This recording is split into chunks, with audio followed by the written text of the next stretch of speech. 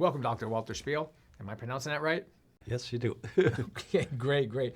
So, Dr. Walter Spiel, you are a pediatrician, and during your training and in your practice, you've had to incubate babies. Yes, I had to intubate premature babies. They have immature lungs, and we have to put this tiny tube down so that we can pump air into their lungs.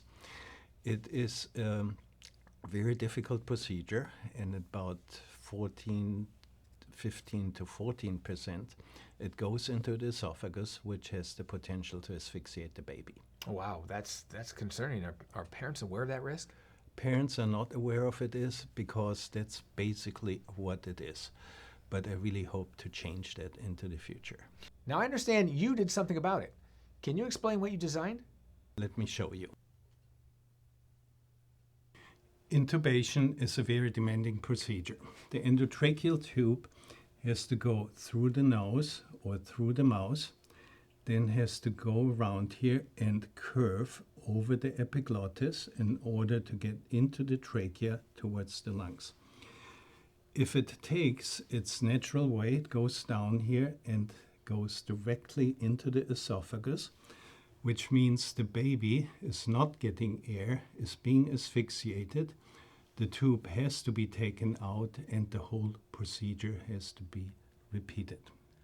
What is currently done, this is the tube, and we put this stiff wire into it. In order to curve the tube, it has the disadvantage that the tube is occluded, so I cannot see where the air comes back. And if I'm not careful, it can stick out and injure the baby. So I invented this really cool device here. Here's my tube. The two wires go in. It's here. And when I pull on this ring, it lifts the tube up to my control. It has the advantage that the tube also stays very soft and pliable. I can also look in to determine whether air comes out or not. And I can also put this carbon dioxide meter on it and see by change of color whether CO2 comes out from the lungs and I'm actually in towards the lungs. It's truly amazing. So now what's next?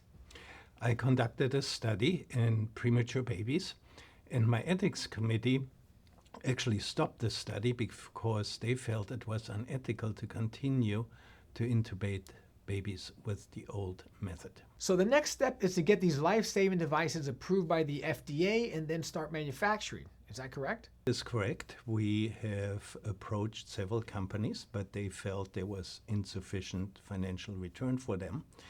And so I'm doing it myself, and we have just submitted to the FDA for approval for a breakthrough device. Oh, that's great. So that's wonderful news. Parents should be Thank you. relieved. Yes, parents should be relieved, and the babies will do better, and I will be happy. And I still need some funding for manufacturing. Well, then let me share your contact information here. Best of luck, Dr. Walter Spiel.